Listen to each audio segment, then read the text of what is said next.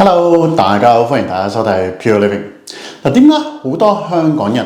咧嚟到英國都會考慮買新樓 rather than 買二手樓咧？其實咧呢個問題咧，即係好多我哋傾開嘅客戶啦，佢哋好自然就會諗嚟到英國係會考慮買新樓嘅。可能因為大家嗰個諗法都係好似喺香港啦，即係覺得新樓會新淨啲、穩陣啲，同埋咧冇咁多問題。咁其實某程度上咧，佢哋咁諗咧都係正確嘅，但係都未必可以你話一概而論係咪所有嘅新樓都係咁啊？所以今集咧，我就想同大家討論一下，究竟新樓有咩好處、壞處，同埋咧究竟適唔適合你咧？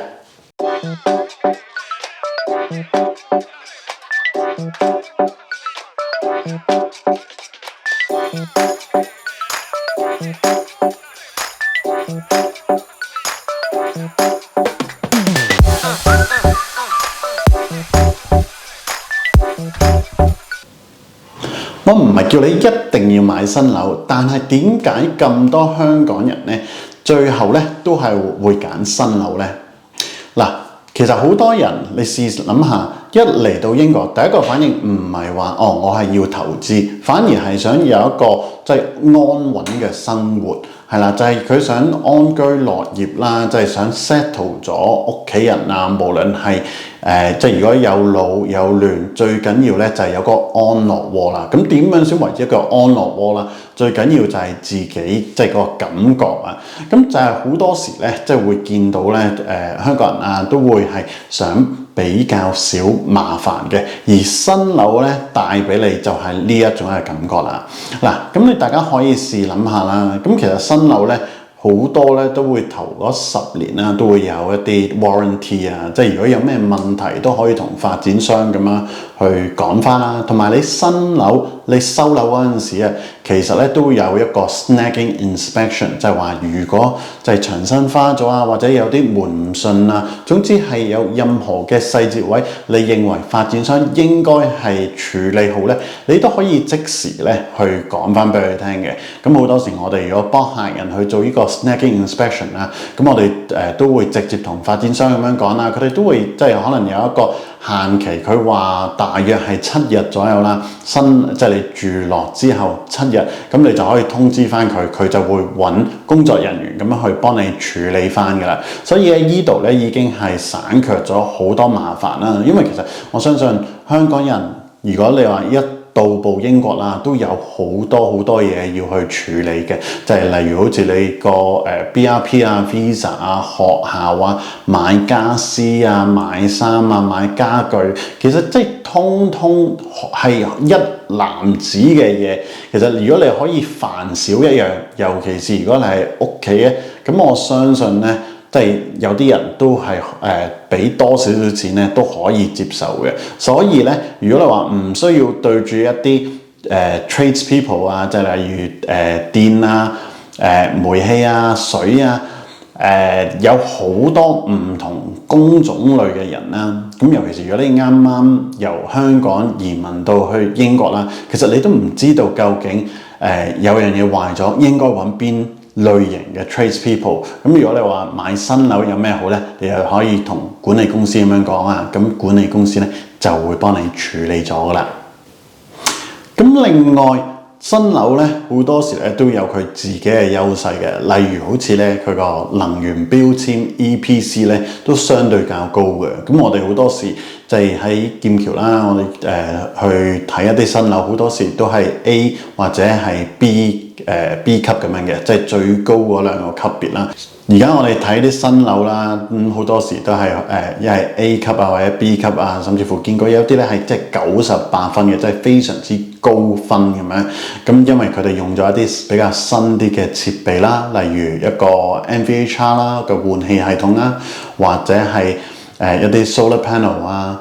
triple glazing 或者係啲地暖咁樣啦。咁所以咧會令到成間屋嘅室內嘅溫度咧都大大咁樣提升，同埋會減少可能佢個碳排放量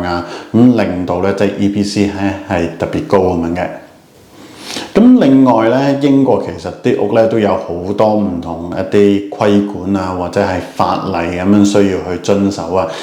除咗頭先講嘅 EPC 啦，咁其實你gas 咁樣又要去驗啦，每年去驗。如果你出租啦，同埋呢個電咧係每5年要做一次嘅。再加上如果好似啲council 有啲 planning 啊，例如好似 HMO 咁樣都要需要 planning permission 咁樣先至可以去改。咁所以咧好多時咧，即係你話如果你唔熟悉即係英國嘅法例，而你係諗住去即係出租嘅話咧，咁其實新樓咧就亦都係有少好多嘢咁樣需要去處理啦。咁講到香港朋友啦，點解好多時都會中意新樓？我相信咧，其實咧都係同香港一啲發展商或者你住開嘅地方咧，都可能會有啲相同咁樣嘅。即係講緊如果同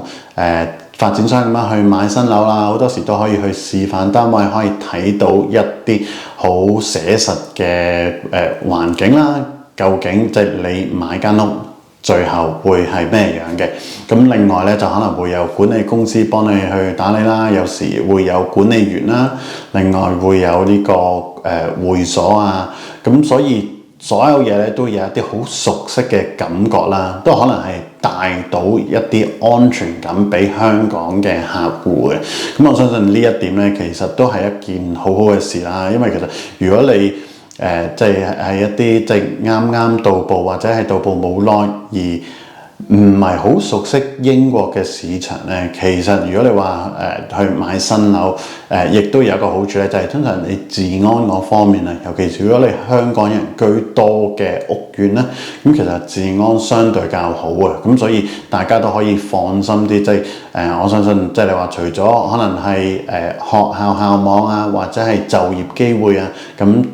另外一樣比較多人重視咧，就一定係治安問題啊！咁所以咧，如果你係揾到一啲屋苑係比較多香港人咧，咁相信嚟講個治安都相對較好嘅。咁所以總括嚟講咧，其實我覺得即係買新樓啦，有3大嘅優勢啦。第一就係少嘢煩啊，咁即係無論你係要有嘢去整，啱啱搬入去或者之後即係頭嗰幾年咧，咁一定係比較少啲嘢去整啦。第二就係佢嗰個能源效益標籤比較高，咁所以咧即係你話電費啊、煤氣費啊咁樣都唔使交咁多啦，咁所以咧即係依度都有一個優勢嘅。咁另外第三啦，如果係一個即係你打算出租嘅話咧，咁其實新樓咧都一定係有佢嘅優勢，有佢嘅吸引力，都多啲人咁樣想去住新樓，所以都好快咁出租，同埋咧你叫租咧都可以叫高少少嘅，咁所以咧即係呢度作為一個投資嘅角度咧，都係一個唔錯嘅選擇。咁另外咧咁。之前都有提及到，即係話如果你話多啲香港人咁樣，個治安都比較好咯。但係其實即係你話新樓都唔係一面倒咁樣有佢嘅好處啦。咁即係對於香港嘅朋友仔咁嚟講咧，其實最大嘅唔好嘅問題咧，就係相對嚟講係會偏貴少少嘅。咁你話你開頭買嘅，即係你係同一個 size。接近嘅 location， 其實二手樓咧一定係會比新樓平少少，但係如果你係覺得冇問題，即係比貴咗少少，而係唔使煩，同埋可以俾到一啲安穩嘅生活俾屋企成員咧，係值得嘅話咧，咁就可以考慮下新樓咯。咁另外咧就係佢嘅升值潛力咧。頭嗰幾年咧就一定冇二手樓咁好啊！咁點解咧？其實你新樓你買翻嚟，第一就係可能係即係已經俾咗少少嘅 premium 啦，咁樣係貴咗啲，咁所以咧都要啲時間咁樣去消化，同埋因為佢係你買翻嚟，好多人都會可能係長住咁解啊，咁就比較少成交。咁如果你少成交咧，就睇唔到其實佢真正嗰個價值喺邊。所以即係你睇翻即係以往啲新樓啦，即係而家可能講緊10幾20年前起嗰啲屋啦，咁其實佢哋頭嗰幾年嘅升值嘅速度咧，都係比即係二手樓嘅市場係慢少少嘅。咁如果你係諗緊買新樓啦，咁你知唔知對於香港人最常見一啲中伏位喺邊呢？等我話俾你知啦。其實咧，如果你話買新樓咧，咁就真係有時要小心啲啦。因為咧，其實唔同發展商咧，佢嘅質素啦，就算係同一個發展商，唔同屋苑咧，質素咧都可以相差得好遠嘅。咁因為點解咧？其實發展商佢都係揾一啲工程公司啊，咁同埋工程公司會再判俾下一位。咁其實有一啲咧都係撞手神。最緊要咧就係你起完出嚟，佢嗰個即係嗰間屋啦，或者嗰個 apartment 啦，究竟係咪真係即係合乎呢個標準啊？同埋即係你做呢個 snagging 做檢查收樓嗰陣時咧，你有冇做足啦？因為其實嗰一刻咧，其實你有1個星期你住落咁樣睇下有咩問題。但係如果過咗之後咧，你揾佢哋整咧，當然係有一個 warranty， 但係咧 warranty 有機會同你拗啦。咁同埋咧，佢係冇咁快可以幫你處理得到嘅。所以咧，如果你真係諗住買新樓，個 snagging inspection 就非常之重要啦。咁第二就係究竟即係你喺呢個示範單位咁樣睇到嘅樓啦，同你真係真實嘅情況係咪相若咧？咁呢個咧就要即係你要睇下即係邊一個發展商咁樣啦。其實好多時佢哋做出嚟嘅咧，都當然係會做到最好，同埋即係佢哋擺佈一啲傢俬啊，或者係一啲 soft touch 啊，例如好似cushion 啊，可能會擺啲書啊，擺啲物件，令到成個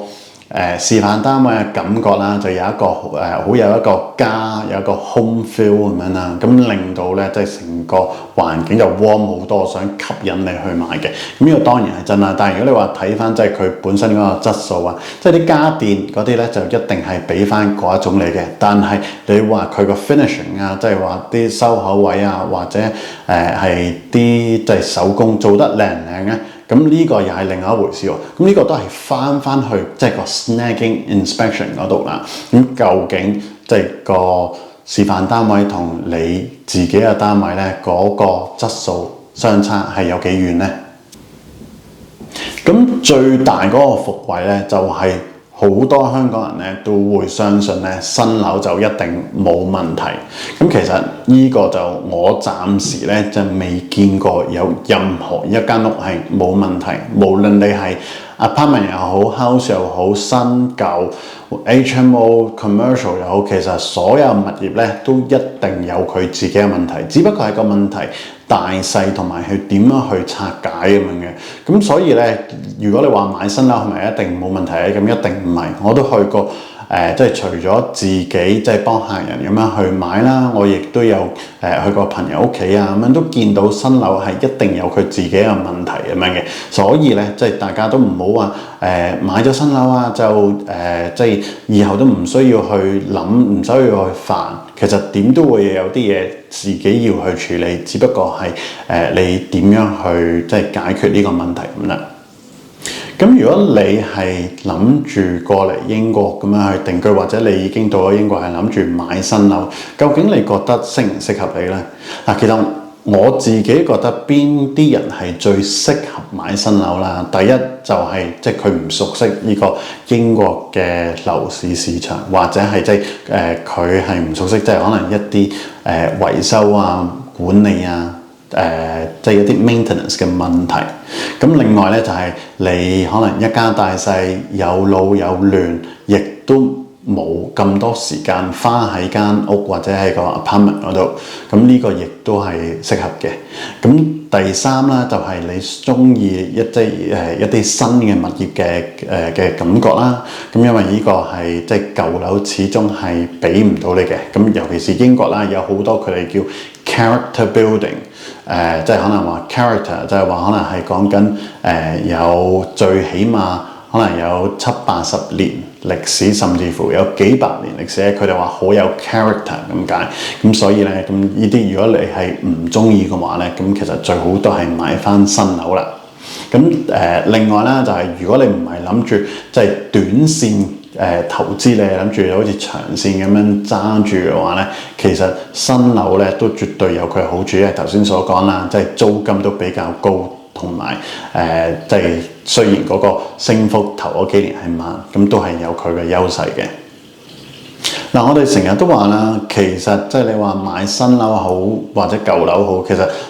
冇話一定一個絕對嘅。其實最緊要嘅咧係啱你自己同埋屋企人啦。咁其實即係新樓絕對有佢嘅好處壞處啊。所以即係如果你話想了解多啲，咁即係當然我哋成日都同好多香港嘅客戶咁樣去傾啦。咁所以如果你有時間，你絕對可以喺下邊留言或者即係撳下邊條 WhatsApp link 咁樣聯絡我哋。咁我哋都好樂意同你傾下偈，睇下究竟即係我哋可以同你傾下究竟你適唔適合咁樣去考慮去買新樓啦。